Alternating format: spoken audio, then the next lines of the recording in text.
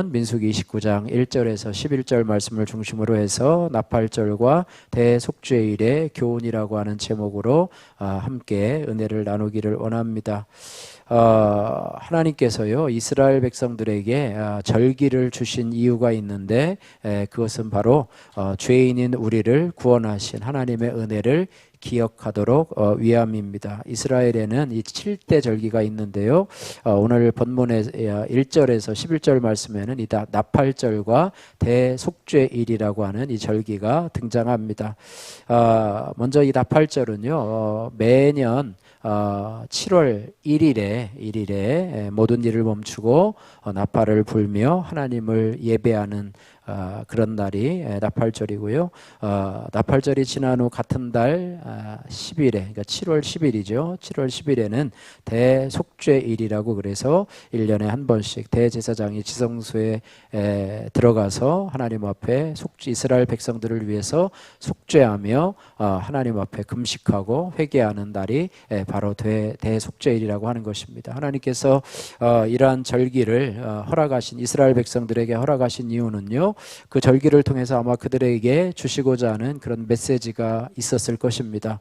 오늘날 저와 여러분들은 나팔절과 또 뭐 대속죄일을 거치지는 않지만은요. 하나님께서 이 나팔절과 대속죄일에 이스라엘 백성들에게 주셨던 그 교훈의 말씀이 동일하게 오늘날 현대를 살아가고 있는 저와 여러분들에게도 또 우리들의 신앙생활에도 아마 유익함을 주고 또 구원받은 하나님의 은혜를 기념하게 하는 그런 메시지가 있을 줄로 믿습니다. 그래서 여러분 지금 상황 속에서 오늘 나팔절과 또 대속죄일을 통해서 우리에게 주시는 메시지를 듣고 또 여러분 적용하며 기도할 때 여러분 삶에 하나님에 대한 감사와 은혜가 넘쳐나시기를 주님의 이름으로 축복합니다. 먼저 이 나팔절과 대속죄일의 교훈 첫 번째는요, 이 나팔절에 대한 교훈인데요, 나팔을 불라라고 말씀을 하고 있습니다. 오늘 읽으신 본문 29장 1절 말씀 같이 한번 읽겠습니다. 일곱째 달에 이르러는 그 달 초하루에 성회로 모이고 아무 노동도 하지 말라. 이는 너희가 나팔을 불 날이니라. 그달 초하루 7월 1일에 성회로 모이고 아무 노동도 하지 말라. 이는 너희가 나팔을 불 날이니라. 그래서 이 날에 나팔을 분다 해서 절기가 나팔절이라 이렇게 되어 있습니다. 7월은 이스라엘에게는요 추수하는 계절입니다. 우리나라는 언제 추수하나요? 주로 11월 초중반 이때 그저 벼를 추수하는 그 시절인데요. 그 시절이 이스라엘에는 7월 달이라고 그래요. 그래서 그 시기는요. 7월 1일이라고 하면 참 풍요로운 시기, 추수를 마치고 참 풍요로운 시기. 여러분 풍요로우면 그동안에 못 샀던 생활 필수품도 사고 그동안에 모아놨던 돈으로 내가 필요했던 백도 사고 옷도 사고 이런 어떤 여유로운 시기가 아닙니까? 그런데 그때에 하나님께서는 성회로 모이고 아무 일도 하지 말며 그 다음에 모여서 나팔을 불라 이렇게 말씀하고 있습니다. 하나님께서 우리가 정말로 풍요로운 추수 가운데서 우리가 좀 놀고 먹고 마시고 이렇게 해야 되는데 왜 하나님께서 우리를 귀찮게 하시나 이렇게 생각할지 모르지만 하나님께서는 뜻이 있어서 그들을 불러주셨다고 하는 것입니다. 여러분 여유가 있을 때에는 절제하기보다는 죄짓기 쉬운 그런 시대입니다. 그죠?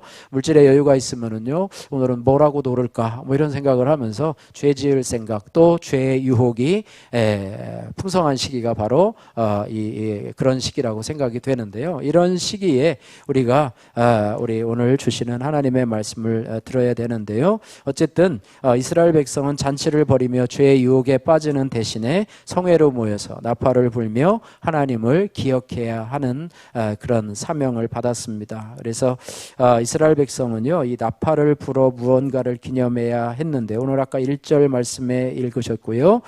레위기 23장 23절에서 24절에는 뭐라고 얘기했냐면 일곱째 달 곧 그 달 첫날은 너에게 쉬는 날이 될지니 이는 나팔을 불어 기념할 날이요 성회라 어떤 노동도 하지 말고 여호와께 화제를 드릴지니라 이렇게 말씀을 하고 있습니다. 그래서 여러분 일반적으로요 여러분 우리나라도 나팔을 불 때가 있었나요? 사이렌을 울리거나 아니면 나팔을 불 때가 있고 군대에 가면은 나팔을 기상 나팔이라고 그러죠. 아침에 일어날 때 요즘에는 뭐 이제 자동으로 이제 막 해가지고 했지만은 나팔을 불어가지고 빵빵빵빵 하면 막 해가지고 막 일어나가지고 앞에 연병장에 모여서 막 체조도 하고 막 그렇게 했는데요. 국가적으로도 무슨 기념일이 있을 때는 막 전체적으로도 막 올려서 뭐 묵념하라고 하든지 뭐 이렇게 하든 하면서 그렇게 하는 경우가 있는데요. 이스라엘 백성들에게도 이 나팔이라고 하는 건 성경에 볼 때는요, 기쁜 일이 있을 때 나팔을 불거나 아니면은 이스라엘 백성들에게 경고할 일이 있을 때 나팔을 불거나 또 하나님의 임재를 상징할 때 나팔을 불라 이렇게 했습니다. 여러분 출애굽기 19장 19절에서 20절 말씀 보면요, 하나님이 시내산에 강림하실 때 이런 말씀이 있습니다. 시내산의 연기가 자욱하니 여호와께서 불 가운데 거기 강림하심이라. 그 연기가 옹기가마 연기같이 떠오르고 온 산이 크게 진동하며 한번 따라해 보세요. 나팔 소리가 점점 커질 때에, 하나님이 막 강림하시는데 나팔 소리가 점점 커질 때에 모세가 말한즉 하나님이 음성으로 대답하시더라 이렇게 말해요. 하나님이 강림하실 때 나팔 소리가 났다고 하는 것입니다.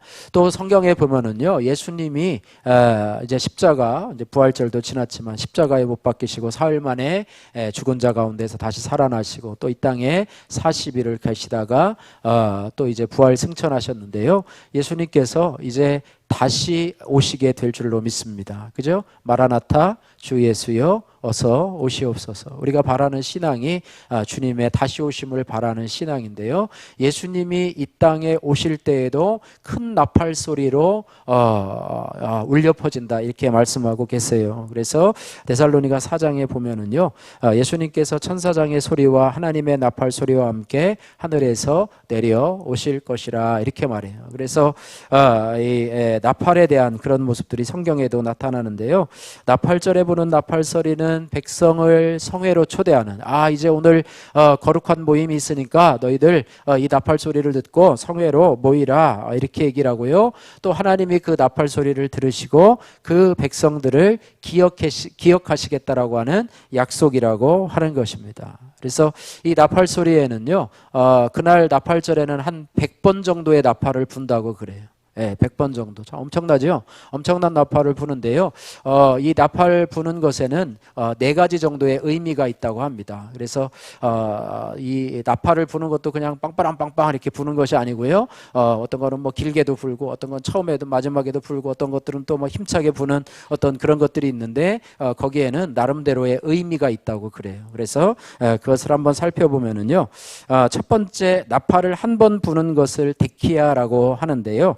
이 한 번의 나팔을 부는 이 데키아의 의미는 뭐냐면 왕이 오신다라고 하는 의미라고 합니다. 그래서 한 번의 나팔 소리인 이 데키아는요, 뭐 구약 시대는 어쨌든 그림자잖아요, 그죠? 그들이 예수님을 아직 알지 못하고 메시아를 알지 못하지만은 다시 오시는 예수께서, 그러니까 예수님이 오시는 것도 의미하지만은 예수님이 이 땅에 아기 예수로 오시는 것도 의미하지만은 부활 승천하셔서 이 땅에 심판주로 또 구원주로 다시 오실 재림의 예수님을 이제는 기리는 것으로 나팔 한 번 부는 것을 데키아의 의미로 그렇게 의미한다고 합니다. 두 번째로 쉐바림이라고 그러는데요, 짧게 3번 부는 것을 쉐바림이라고 그런다 합니다. 그런데 그것의 의미가 있는데 그것은 뭐냐면 회개하라라고 하는 의미입니다. 회개하라라고 말씀하고 있는데요. 다시 오시는 예수님을 맞이하려면 어떻게 되는가? 그죠? 다시 오시는 예수님을 우리가 영접하려면, 그죠? 신랑 되신 예수님을 우리가 영접하려면, 전제되는 조건이 뭐냐면 회개하라는 것입니다. 그죠? 예수님께서도 이 땅에 오셔서 맨 처음 복음을 전하시면서 뭐라고 말씀하셨냐면 회개하라. 천국이 가까웠느니라 그래요. 그러니까 천국을 사모하고 또 다시 오실 예수님을 맞이하는 신부로서 이 땅을 살아가려면 우리가 회개가 바로 전제가 되어야 된다라고 하는 것입니다. 그래서 두 번째가 그렇고요. 세 번째로 나팔을 9번 부는 게 있다고 합니다. 9번 계속해서 연속해서 불겠죠. 그러면 그것을 테루아라고 하는데요.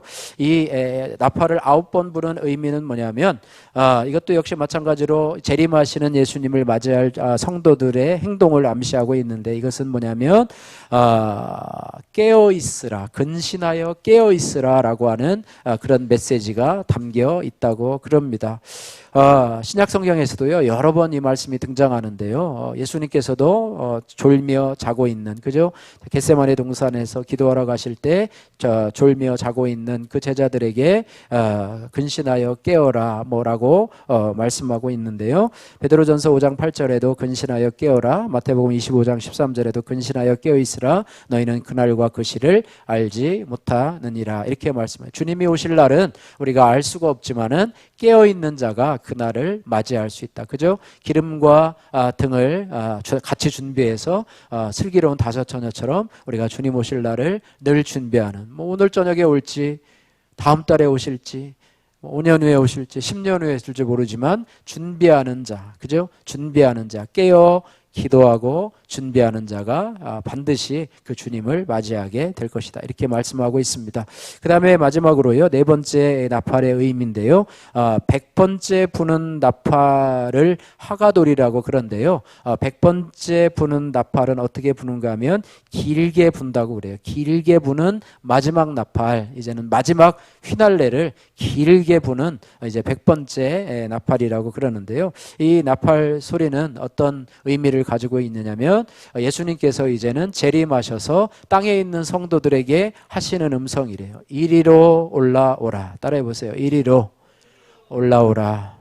예수님이 이제 재림의 왕으로 오실 때는요, 우리가 변화된 몸으로 들림받아서 뭐 공중에서 혼인잔치가 열린다고 그러잖아요. 그러니까 그때의 음성이 뭐냐면 이리로 올라오라라고 하는 주님의 음성이 마지막 100번째 나팔 소리라고 하는 것입니다. 어쨌든 이 나팔절을 통해서 성도들이요, 재림의 주님, 다시 오실 만왕의 왕, 만왕의 주를 예비하는 심령으로 우리가 어떻게 해야 되느냐, 회개하고 그 다음에 깨어 있어야 되고, 또 깨어 있고 회개하고 기도할 때 주님이 이곳으로 올라오라고 하시는 주님의 음성을 듣는 그런 경각심을 갖는, 참 그 구약 시대에도 이런 다시 오실 재림에 대한, 다시 오실 주님에 대한 이런 이런 메시지를 갖고 나팔을 불었다는 것이 참 놀랍지 않습니까? 오늘날 저와 여러분들도 참 세상이 깨어있고, 이제는 나라가 시끌벅적하던 이제 총선도 끝났어요, 그죠?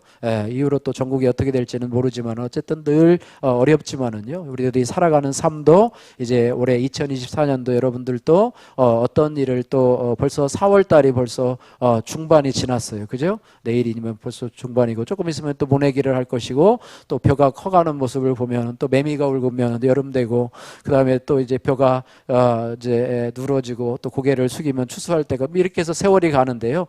어쨌든 우리의 삶 속에, 또 여러분의 가정에, 우리 나라에 여러 가지 일이 있지만 우리가 준비해야 될 것은 마라나타 주 예수여 어서 오시옵소서, 깨어서 회개하며 준비하는 성도로 이 땅을 살아가도록, 이것이 바로 나팔절을 통해서 오늘날 저와 여러분들에게 주시는 주의 음성이다. 그래서 우리가 나팔에는요, 두 종류의 나팔이 있어요. 말씀의 나팔이 있고요, 또 하나는 기도의 나팔이 있습니다. 그래서 우리도 말씀의 나팔을 통해서 주님의 음성을 듣고 믿음으로 날마다 말씀과 더불어 주의 말씀은 내 발의 등이요 내 길의 빛이니이다.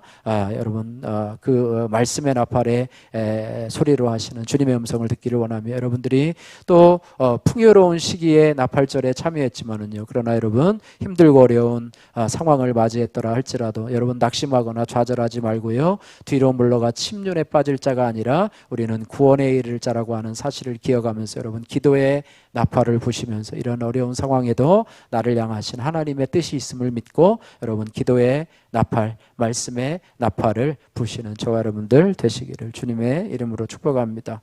두 번째로요, 이 나팔절과 대속죄일의 교훈 두 번째는요, 심령을 괴롭게 하라라는 그런 말씀입니다.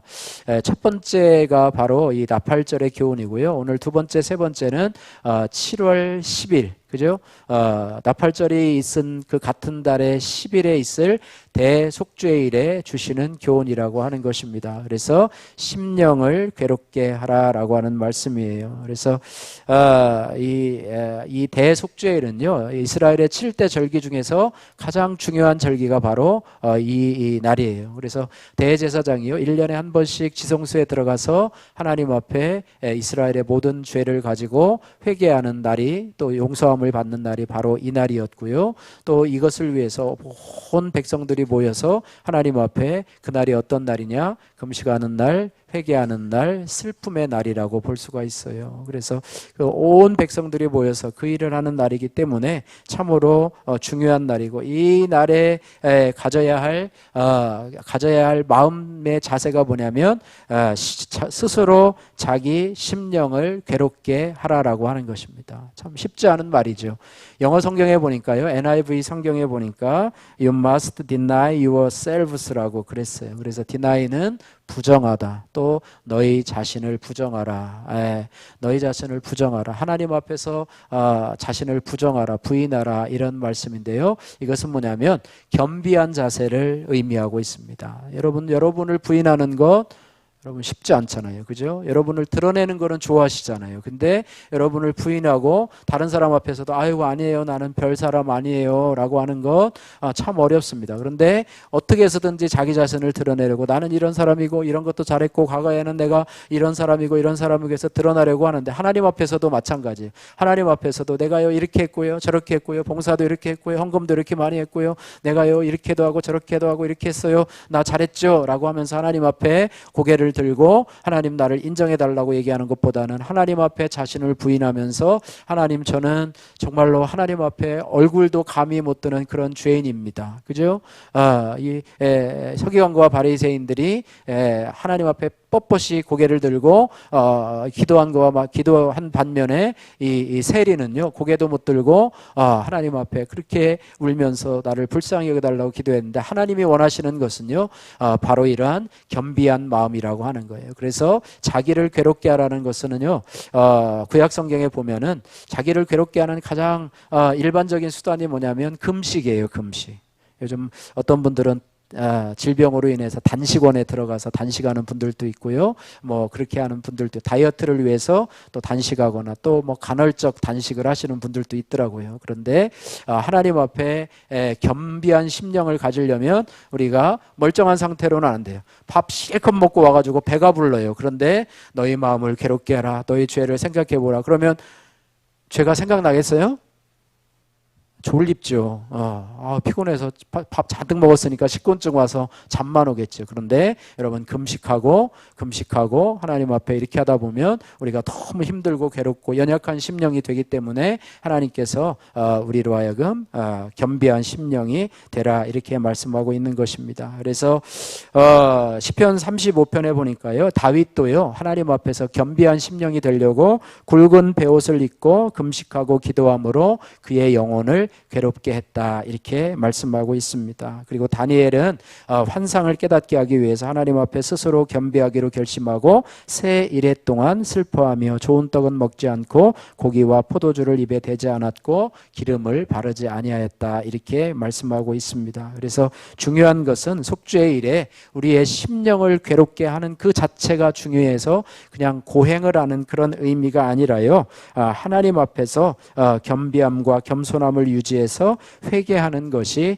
심령을 괴롭게 하는 목적이라, 이렇게 말씀을 하고 있습니다. 그래서 이스라엘 백성들은요 이날 성회로 모여서 심령을 괴롭게 하되 회개를 하되, 무슨 회개를 해야 되느냐, 진실한 회개를 해야 된다, 이렇게 말해요. 회개에는요 진정한 회개가 있고 형식적인 회개가 있어요. 여러분, 형식적인 회개의 가장 대표적인 사람이 누구냐면 예수님의 12제자 중 하나인 가룟 유다예요. 가룟 유다는 회개한 것처럼 보이는데 진정으로 회개를 하지 않았어요. 그냥 형식적으로 회개를 했어요. 이날에 모인 많은 이스라엘 백성들을 여러분 한번 생각해 보십시오. 거기에 모이라고 했는데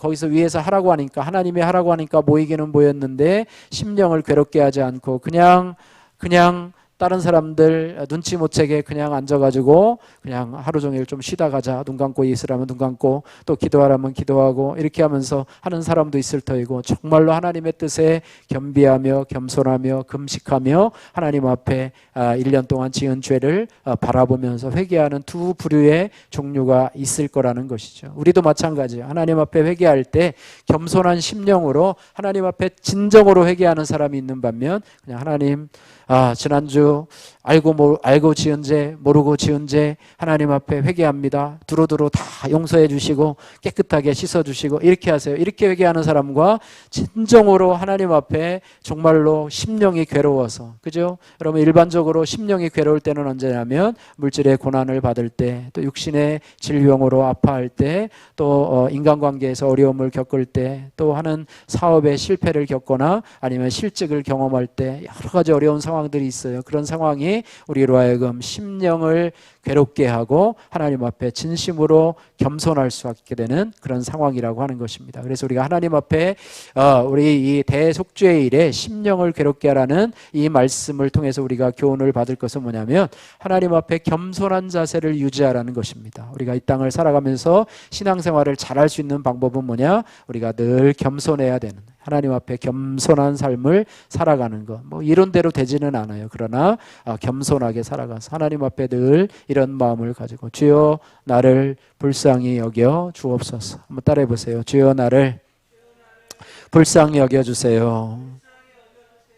다윗의 자손 예수여, 그저 소경이요 거지인 바데메오가 예수님을 만날 때 다윗의 자손 예수여 나를 불쌍히 여겨주세요 라고 한 것처럼 하나님 앞에, 근데 불쌍히 여겨달라고 할 때 자신의 겸비함이 있어야지만 이것이 진실함이 되는 것이지요. 불쌍히 여겨달라고 하면서 부자들은요, 불쌍히 여겨달라는 기도가 그것으로 와지질 않아요.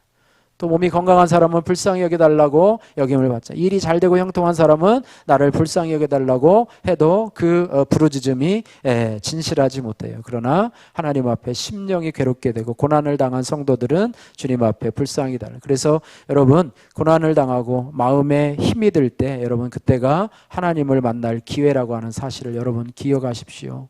그때가 바로 하나님 앞에 은혜를 받을 기회이고, 그때가 바로 하나님 앞에요. 여러분, 그때 다른 거 하지 마시고요. 다른 거 하지 마시고 힘들고 어려울 때는 여러분, 아까 얘기했던 말씀의 나팔과 기도의 나팔을 통해서 말씀을 읽어도요, 아마 여러분들에게 은혜가 될 것이고, 그때 기도에도 여러분 하나님께서 여러분을 품어주시고 기도하실 줄 믿습니다. 그래서 경건한 자는 하나님을 만날 틈을 타서 기도할 틈을 타서 기도하라고 말씀하신 것처럼, 그때가 바로 기도할 때, 우리가 연약할 때가 바로 기도할 때, 우리가 연약할 때가 바로 말씀을 읽고 은혜 받을 때라고 하는 사실을 우리가 기억해야 할 것입니다. 그래서 진정한 회개는요, 우리가 한두 가지 내가 드러나는 죄를 가지고 하나님 내가 이거 잘못했어요 용서해 주세요, 이거 잘못했어요 용서해 주세요, 그렇게 하는 것이 아니라 하나님 앞에 내가 전적인 죄인임을, 내 그냥 인간 자체가 전적인 타락한 인간임을 100% 내가 죄인임을 인정하고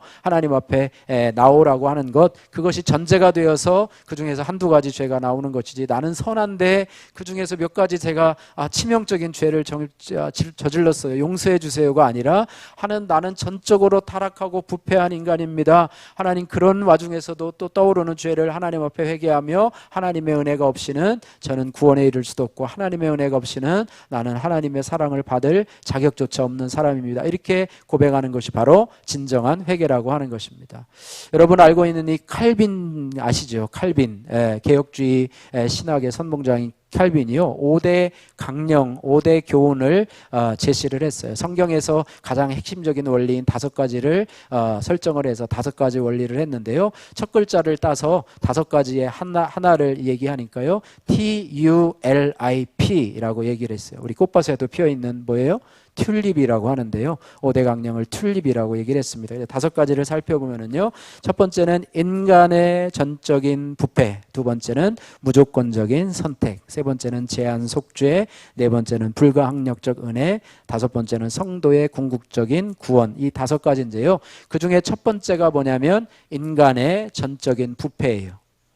칼빈주의는 왜 생겼냐면요, 알미니안주의에 대항하기 위해서 생겼던 것이 바른데, 알미니안주의는 뭐냐면 인간은 타락인 타락에서도 전적으로 타락하지는 않았다. 그래도 뭔가 좀 선한 부분이 약간은 살아있다. 그래서 그걸 가지고 인간을 변화시킬 수도 있고 그걸 가지고 능력 있게 살 수도 있다. 뭐 하나님이 자유의지를 주셔서 자유의지를 통해서 우리가 인간에게는 나름대로 살아갈 수 있는 원리가 있다. 이렇게 하면서 하나님의 은혜 플러스 알파를 자꾸 강조를 하는데요. 이것을 바라본 칼빈이 이게 아닌데 하나님은 사람은 전적으로 타락한 존재이고 전적으로 타락해서 하나님의 은혜가 아니면 구원받을 수 없는 존재인데 구원받을 수밖에 없는 존재인데 알미니안 주의는 하나님의 은혜 플러스 알파를 얘기해요. 선행을 해야지만이 구원받을 수 있다 이렇게 말하고 있는데 이것이 아니라고 그래서 5대 강령을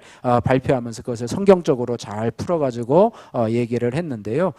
그래서 그것이 바로 뭐냐면 전적으로 타락했다고 하는 것입니다. 인간은 전적으로 타락했고 부패했기 때문에 스스로 구원을 받기 위해서는 아무것도 할 수 없다. 그러니까 스스로 자신의 선함과 자신의 행위와 자신의 노력으로 구원에 이를 방법은 없다. 그래서 하나님의 아들 예수 그리스도께서 십자가에 오셔서 우리 죄를 위해서 피 흘려 주셨고 그 십자가의 공로가 100% 은혜라고 하는 거예요. 그러니까 하나님의 100% 은혜만이 우리를 구원할 수 있고 구원에 기여할 수 있는 나의 행위나 행실은 1도 없다고 하는 거예요. 1이 아니라 0.0000000 수백 개 수억 개가 있어도 거기에 1을 붙여도 그런 구원은 없다라고 하는 것입니다. 내가 하나님의 구원에 간섭할 것은 전혀 없다라고 하는 것이 바로 전적 타락이요 또 무조건적인 선택이요 또 불가항력적인 은혜라고 하는 것입니다. 그래서 여러분 오늘 이 속죄에서의 심령을 괴롭게 하라는 의미는 뭐냐면 하나님 앞에 겸비한 심령으로 나는 전적으로 타락한 존재이기 때문에 하나님 앞에 늘 겸손함으로 하나님은 겸손한 자에게 은혜를 주시고 교만한 자를 대적하시는 하나님이시라고 하는 사실을 기억하면서 여러분이 끝까지 주님 오실 때까지 신앙생활을 잘하는 비결은 여러분의 생명이 끝날 때까지 믿음 생활을 승리할 수 있는 비결은 주여 나를 불쌍히 여겨 주옵소서. 그 능력이 많은 사도 바울도요 나는 죄인 중에 괴수니이다 이렇게 말씀하고 있습니다. 그죠? 하나님의 은혜가 아니면 나는 있을 수 없습니다. 따라해 보세요. 나의 나된 것은 하나님의 은혜로 된 것이라. 할렐루야. 나의 나된 것은 하나님의 은혜로 된 것이라. 또 나를 지금 불러주시고요. 불러서 믿음을 주시고 은혜를 주시고 또 나를 빚어서 만들어 가시는 하나님을 여러분 신뢰하시고 나를 바라보면 실망하고 좌절하고 낙담할 수밖에 없지만 나를 구원하시고 이끌어 가시는 하나님을 바라보면 우리는 소망을 가질 수 있다라고 하는 것입니다. 한번 따라해 보세요. 여호와는 나의 목자시니 내게 부족함이 없으리로다. 그분의 인도하심을 따라가면서 그분의 주시는 것들을 따라가며 신뢰하며 끝까지 믿음의 길을 걸어가시기를 주님의 이름으로 축복합니다. 세 번째로는요, 이 대속죄일이 주는 교훈인데요, 속죄제를 드리라 말씀하고 있습니다. 한번 따라해 보세요. 속죄제를 드리라.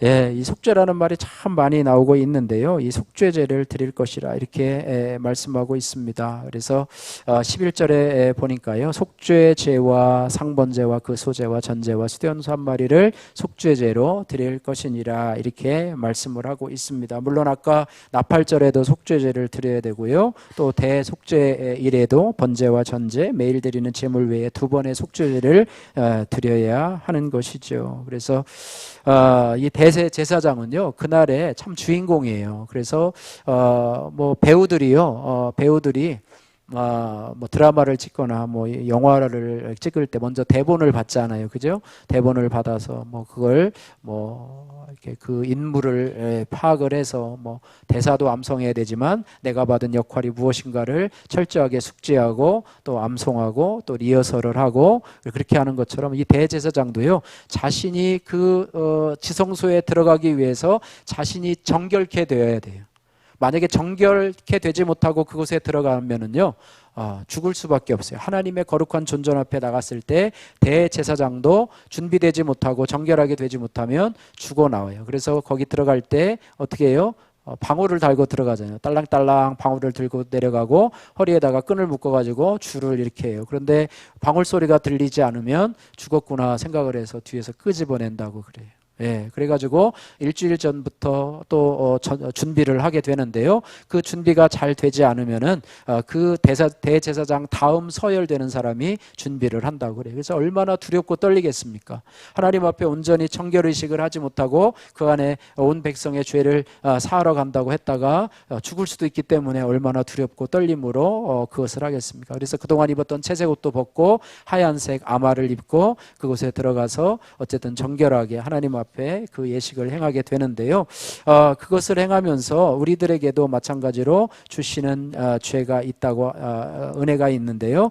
어쨌든 이것은요 1년에 한 번씩 있는 속죄일이에요. 그것은 뭐냐면 대제사장이 이스라엘 백성들의 죄를 사한다고 그래도 그 유효기간, 유통기한이 얼마예요? 1년이에요. 1년. 예, 그런데 하나님의 아들 예수님께서 우리를 위해서 십자가의 피를 흘리시고 우리에게 대속제물로 주신 그 유효기간은 얼마냐면 영원이라고 하는 사실이에요. 다시는 양을 잡을 필요가 없고 다시는 송아지를 잡을 필요가 없고 다시는 번제와 소제와 이런 것들을 드릴 필요가 없이 그분께서 단번에 우리의 영원한 대제사장이 되셔서 우리를 위해서 속죄 제물로 돌아가여 주셨다 이렇게 말해요. 그래서 속죄제를 드리라고 하는 것은요 1년에 한 번씩 드리라가 아니라 우리는 매일매일 따라해보세요. 매일매일 속죄제를 드려야 합니다. 예, 우리가 그러면 뭐 구약시대처럼 뭐 그렇게 속죄제를 드릴 수는 없지만은요, 우리가 속죄제를 드리기 위해서는 우리 죄를 속하는 제사를 드리라는 것이죠. 그래서 그것이 바로 우리가 따라해보세요. 말씀을 통해서 하나님을 만나고 나의 죄를 돌아보고 예수의 이름으로 회개할 때 용서의 은혜를 더해 주십니다. 예, 우리가 회개하라는 말을요, 현대인들은 듣기 싫어해요. 예, 듣기 싫어해요. 요즘엔 뭐 그런 말 하잖아요. 뭐 축복받는다. 그 다음에 뭐 형통한다. 뭐 이런 말만 좋아하지 회개하라. 죄에 대한 설교도 싫어하고 회개하라는 말씀을 우리 성도들이 많이 싫어해요. 그래서 그런데 하나님이 오늘 대속죄를 통해서 우리에게 주시는 것은 뭐냐면 속죄제를 드리되 우리는 매일매일 순간순간 속죄제를 드리라 이렇게 말씀하고 있는 것이죠. 그래서 요한일서 1장 9절 너희가 만일 너희 죄를 자백하면 저는 미쁘시고 이로사 너희를 모든 불의에서 깨끗게 하실 것이라 이렇게 말씀하고 있는데요. 우리의 대제사장은 우리의 변호인이 되어주시고 또 우리의 죄를 정결케 하시는 그런 분이 되어주시기 때문에 우리가 죄를 깨닫는 것이 참 중요해요. 여러분 우리 자신의 죄를 깨닫는 것이 참 중요한데 죄를 깨닫는 것이 여러분 어렵습니까? 쉽습니까? 우리 자신, 우리 속에 있는 죄를 깨닫는다는 것이 어려워요? 쉬워요? 여러분 자주자주 깨달으시면 여러분 은혜가 충만하신 분입니다. 예, 나는 괜찮은 사람이야. 나는 좋은 사람이야. 나는 죄가 별로 없어. 나는 다른 사람들에게 폐를 안 끼치고 웬만하면 내가 배려하려고 하고 내가 손해보고 이렇게 하면은 많이 이렇게 경지가 지나갔지만 그러나 우리는 전적으로 타락한 사람이기 때문에 어떤 환경에 대한다든지 아니면 어떤 인간관계에 어려움을 겪는다든지 아니면 육체의 질병을 당할 때 우리는 이런 우리의 숨어있던 죄 평소에는 나타나지도 않았던 나는 괜찮은 사람이야 라고 했던 것들이 어느 순간에는 우리에게서 튀어나올 때가 있어요. 뭐 매번 그렇게 소리 지르고 막 싸우고 그러면 나쁜 사람이죠. 근데 저조차도 그럴 때가 있어요. 미워하는 마음이 생긴다든지 아니면 욕심이 생긴다든지 이럴 때가 있어요. 그러나 여러분 그런 것이 드러날 때 여러분 오히려 감사하시고 어느 선교사님, 여자 선교사님인데 그런 일이 죄가 드러날 때 그분은 박수치며 찬양을 한대요. 네 죄가 이제 네 정체를 드러나고 밝히 나한테 숨어 있다가 들켰구나 라고 하면서 찬양을 한대요. 기뻐한대요. 오히려 여러분의 죄가 드러나면 그것을 숨기려고 하지 말고 부끄러워하지 말고 오히려 찬송하고 너 숨어 있던 죄의 정체가 드러났구나 그러면서 이제 우리가 속죄제를 드리면 돼요. 하나님 앞에 예수 그리스도의 이름으로 이제 우리 죄를 자백하고 또 용서를 구하고 또 하다 보면 그것이 우리에게 속죄제가 될 줄로 믿습니다. 예, 할렐루야. 이것이 바로 우리에게 대속죄제의 속죄제로 드리라고 하는 교훈이라고 하는 것입니다. 우리가 이런 것이 습관이 되어야 될 줄로 믿습니다. 여러분 말씀을 들을 때도요, 여러분 어떤 말씀 주시나 듣는 것이 아니라요, 한 가지 생각은 뭐냐면 이 말씀을 통해서 나에게 숨어 있는 죄는 무엇인가 이것을 통해서 듣고요. 또 이 말씀을 통해서 나에게 주어지는 죄가 무엇인가? 또 여러분 힘들고 어려운 상황, 고난의 상황을 만날 때 내 속에 숨어 있는 그런 악한 죄가 무엇인가를 여러분이 발견하는 계기로 삼으세요. 그래서 여러분, 고난당함이 내게 유익이라. 이로 인하여 내가 주의 율례를 배우게 되었나이다. 여러분, 고난당하지 않으면요, 내 숨어있던 죄를 발견할 수가 없어요. 그냥 좋은 사람, 괜찮은 사람, 남한테 인정받는 사람, 칭찬받는 사람, 그런데 그 속에 죄는 다 가라앉아 있어요.